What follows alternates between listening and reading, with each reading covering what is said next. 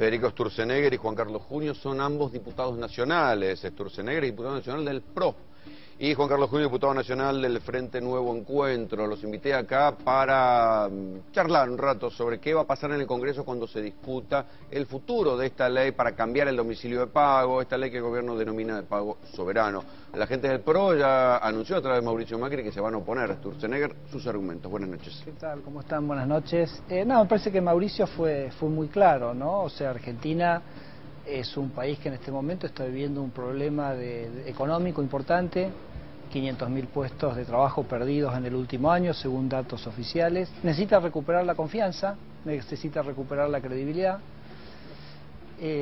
Y la verdad que elegir, como decía Mauricio, una justicia hace prácticamente 10 años, haber seguido todo un proceso judicial, haber ido a las apelaciones, haber ido a la Corte Suprema, y cuando ese juicio resulta, más allá del análisis que podamos hacer, si nos gusta, si nos enoja, si nos parece bien, si nos parece mal, pero esa justicia que hemos elegido decide algo, me parece que no le hace bien a Argentina, ¿no?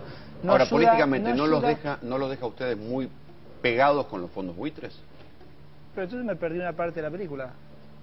Porque, por ejemplo, yo nunca escuché Club de París o Patria.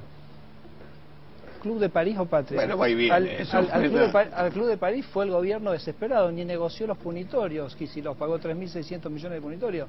Y nunca escuché ninguna discusión de que, ¿por qué el gobierno le pagó al Club de París? ¿Por qué el gobierno le pagó? Porque quería volver a los mercados de capital. Quería normalizar su situación, quería crear confianza. ¿Por qué Capitanich, Fábrega y Zanini hacen un acuerdo cerrado con los bancos para comprar el juicio?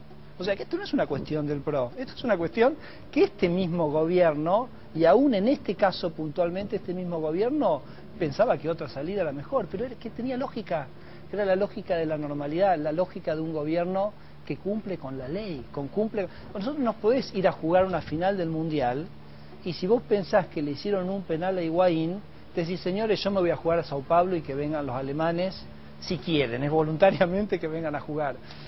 Nada, no crea credibilidad, no crea el clima para que en Argentina se recupere la inversión y se recupere el empleo, que en realidad es lo que le importa a la gente, ¿no? Me parece que es muy sencillo nuestro argumento y me parece que compartido por muchos, incluso en el gobierno.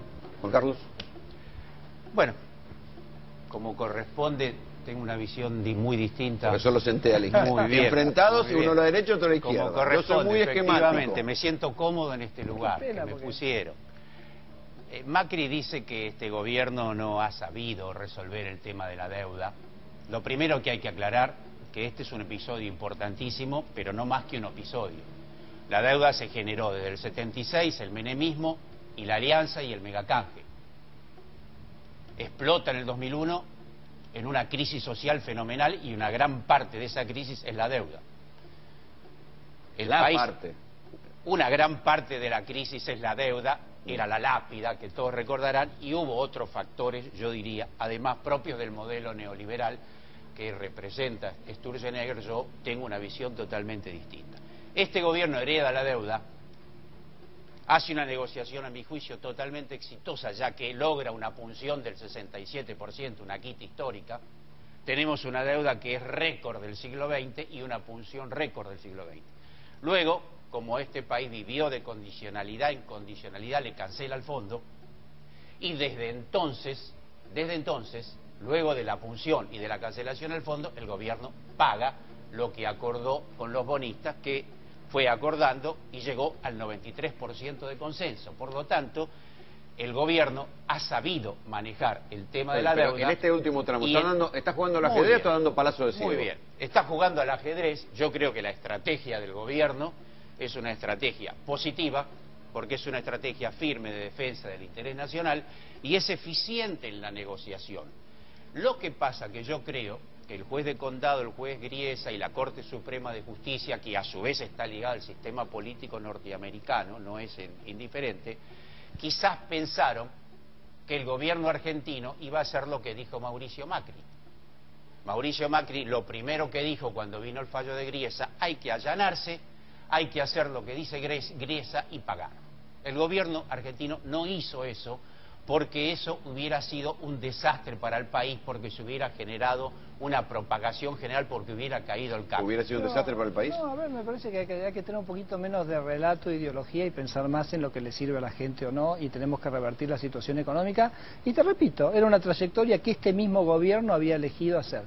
Y fíjate que yo creo que lo que tiene de malo el anuncio de ayer, más allá, digamos, de dar esa señal al mundo de un país y un gobierno que no quiere cumplir con los propios reglas de juego que acepta en algún momento, es que en este momento las consecuencias del default de alguna manera estaban atenuadas porque todo el mundo pensaba que se iba a arreglar en enero. ¿Te acordás que el gobierno decía, tenemos el tema de la cláusula Rufo, por eso nosotros no podemos, vamos a arreglar en enero? Nosotros dijimos, qué raro que no intentes cambiar la cláusula Rufo, porque con pidiéndole permiso a los bonistas el 66%... Bueno, ¿no es lo que van a hacer ahora con esta ley? No, porque vos podrías una manera que era absolutamente gratuita, por lo menos de intentar de sacar la cláusula, no hizo nada absolutamente, así que bueno, decíamos esto no lo entendemos muy bien, lo habíamos sugerido como una posibilidad, pero ahora esta ley lo que básicamente te está diciendo que en enero no hay arreglo, porque lo que se pretende no es buscar un puente para cumplir en enero, sino que se busca, digamos, de alguna manera eludir. No, pero perdón, te digo esto. Entonces el tema es que la gente que pensaba que la situación de la economía argentina se iba a empezar a normalizar en enero, en realidad eso no se va a dar. Y entonces, bueno, el impacto sobre el empleo, que me parece lo que más le preocupa a la gente, se va a agudizar. ¿Por qué los mercados todavía no responden de forma negativa como se creía que tenían que responder? En un primer momento. Claro. Por lo que te digo, porque primero que se pensaba que había un acuerdo en enero, y segundo, porque... Pero ya se sabe que el acuerdo de enero no va a estar. No, pero entonces, además hay un segundo tema que me parece que tiene que ver con lo que decía Carlos, que es, vos tuviste un canje en el 2005 y el 2010, que fueron canjes muy exitosos en términos de la quita que se logró para el Estado argentino. Esos canjes hoy están en riesgo. O sea, todo eso que se quiere proteger se puso en riesgo. ¿Por qué? Porque lo que se va a producir o se puede llegar a producir en este momento es un fenómeno que se llama el de la aceleración. Sí, que vengan todos a reclamar toda la plata. Va. ¿Por qué no ocurrió en estas semanas? Que también explica el motivo por el cual los bonos se mantuvieron. Porque la gente decía, bueno, en enero se arregla. Ahora, como en enero vos sabés que ahora no se arregla, que el gobierno esto lo va a patear al próximo gobierno para que lo resuelva, tenés mucho más incentivos ahora a acelerar. Y si la deuda se acelera, Argentina va a tener que reestructurar, no el cambio de jurisdicción. Si se acelera la deuda, tenés que reestructurar. Por eso tenés que reestructurar de vuelta. Es hacer otro pagadeo. Mirá esto, mirá qué paradoja se puede dar. Que te obligan a reestructurar de vuelta, porque si te piden todo ahora, claramente no se puede pagar. Y la pregunta es, esas buenas condiciones que se consiguieron en el 2005 y en el 2010, ¿se podrán volver a conseguir ahora? ¿Qué pasa si ahora vos tenés que volver a estructurar y entonces no podés? Hoy tenemos 30 años para pagar la deuda y entonces no está claro que esas condiciones las puedas conseguir. Entonces aquello que justamente se decía que había sido un logro, que es el desendeudamiento de Argentina, canjes que fueron muy buenos, hoy esta estrategia del gobierno las puso totalmente en riesgo. Me alegra que Sturzenegger diga que ha sido todo un logro Siempre el manejo de la deuda por parte del kirchnerismo. Lo que no comprendo en el relato que hacen ustedes, Sturzenegger, que en mi opinión es el relato de la derecha clásica, no pongas rótulos que no suman nada. No, porque vos no empezaste con que yo opiné nada. y vos me planteaste el relato. Yo no tengo ningún relato, tengo opiniones políticas, soy diputado y tengo opiniones políticas y tengo ideología y vos también. Lo que me llama la atención, que en el planteo de ustedes no critiquen a los fondos buitres y hagan una suerte de análisis aséptico como si los fondos buitres que están actuando contra la nación, contra el pueblo, contra la reestructuración de la deuda que, reitero, fue muy exitosa, que posibilitó que el país crezca, que posibilitó que el país del 2001, que la verdad vos tenés que reconocer, eras gobierno con Cavallo en el 2001, ¿no es cierto? Y vos fuiste protagonista del megacanje. Este manejo de la deuda ahora está siendo agredido por la fracción más usuraria, peor de los núcleos del capital internacional. Y entonces el gobierno lo que hace es asegurar frente a la agresión su política consecuentemente y buscar los mecanismos frente a la agresión del juez, de la Corte Suprema de Estados Unidos y de esos grandes poderes mundiales para que los bonistas puedan cobrar y para que la Argentina esa ventaja la siga teniendo y el país siga creciendo. O sea, los bonistas pueden cobrar y los bonistas no están cobrando, así que muy exitoso no está. Pero ¿sabes lo que pasa? Si Estás Argentina demasiado... depositó la plata, Argentina no está en default. Estás demasiado... Estás demasiado preocupado con los buitres y la verdad que valdría preocuparse más por los argentinos. No, los buitres agreden a la nación y al pueblo argentino. Lo que vos decís es una chicana, no es un buen argumento. No, es un argumento. Lo que nosotros hacemos es defender a la nación y al pueblo para que el país pueda ¿vos seguir. estuviste en desacuerdo en pagarle al Club de París? No. Ajá, ¿y qué pero diferencia además, hay? ¿de dónde sacaste vos que Argentina fue corriendo? La deuda con el Club de París es del 56. Este gobierno ya tiene 11 años de gobierno. Y ustedes siempre reclamaron que le paguemos al Club de París y a todo el mundo y a los buitres, como acaba de decir Mauricio Macri. Ustedes siempre quieren que le paguemos a los acreedores internacionales. ¿Estuviste de acuerdo en pagarle al Club de París? ¿Por qué?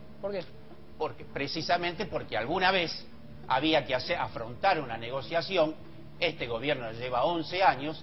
Pero a los argentinos, ¿cómo les servía pagarle al Club de París? Les servía porque efectivamente puede despejar el terreno para que este país tenga inversiones para activos fijos, para explotación petrolera, para ese es el argumento. Juan Carlos, ese es mi argumento. Bueno, lo bueno es que se reconocen argumentos mutuamente.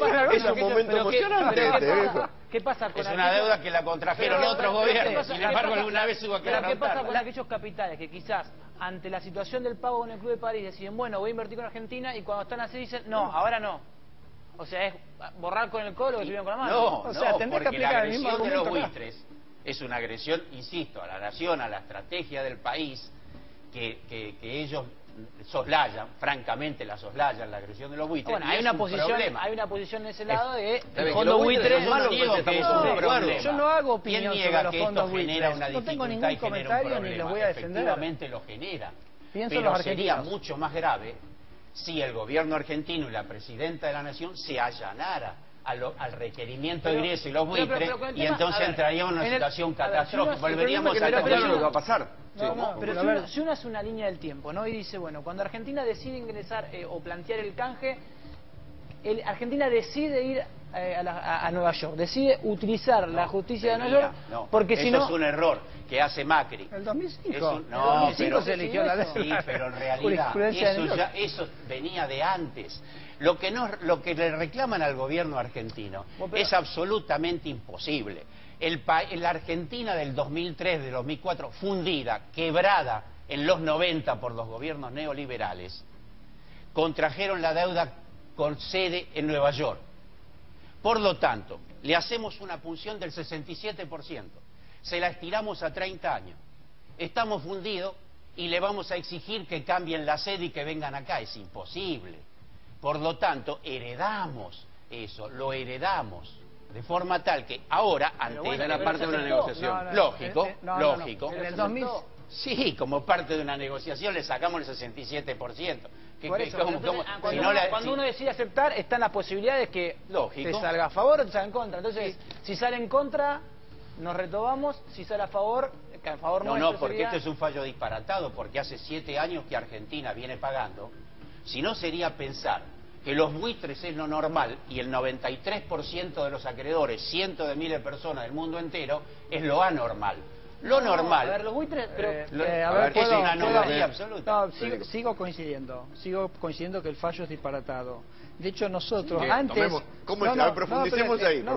Escuché esto. Esta coincidencia me encanta, me emociona. Pero además, yo ya terminé mis argumentos. Los argumentos que él hizo para pagar el Club de París son los argumentos por los cuales nosotros pensamos que esto también hay que resolverlo. Pero así que ya está, cerrado para mí la discusión. El argumento me lo hizo él. Como esto está bien, lo otro está bien. Antes de que Griesa fallara, nosotros sugerimos que lo que era lógico para Argentina ofrecer era ofrecerle a la gente, a los holdouts, a los buitres, lo mismo que se le había ofrecido al resto de la gente. Que esa era la buena interpretación de esa cláusula de tratamiento igualitario que tenían. Sí. Nos dijeron de todo. Nos dijeron que trabajábamos para los buitres, que éramos antipatria. Bueno, el gobierno terminó haciendo lo mismo. Y el gobierno terminó defendiendo esa posición. Entonces digo, escuchen un poco y tengamos un poquito más de apertura. Y lo único que nosotros estamos... Pero lo que parece que el fallo de Griesa es tan cerrado que no permite pagar de ninguna manera. Es un fallo dilemático. Pero siempre si pagan, genera tanto quilombo que... Siempre el gobierno dijo que todos los que acepten las condiciones del canje les iba a pagar. No, Solo que los buitres no lo aceptaron. Lo que yo quiero no lo aclarar, en el momento que lo tenía que decir, no ya lo que dijo. Sturzenegger dice, decimos lo mismo, que esto no es un silogismo aristotélico, aquello que decía, la mesa tiene 4 patas, el gato tiene 4 patas, la mesa es un gato. No es lo mismo el pago de la deuda, el Club de París, los buitres, Griesa, eso es un silogismo que intentás te focalizás hacer, en que el es deudor falso, y francamente no, creo que es pero falso. tu error, Eso te digo cuál es el Aristóteles. error del silogismo. Que vos en realidad estás argumentando en función del deudor y yo estoy argumentando sobre los argentinos. Entonces, si vos me argumentás, que pagar con el Club de París era bueno para normalizar y recuperar la inversión, no entiendo por qué no se aplica ese argumento ahora. Nada más que eso.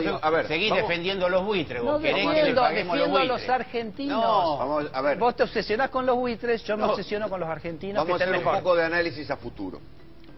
¿Qué pensás que va a pasar en la vida cotidiana a partir de, supongamos, la ley va a salir, el gobierno tiene mayoría, no necesita una mayoría especial?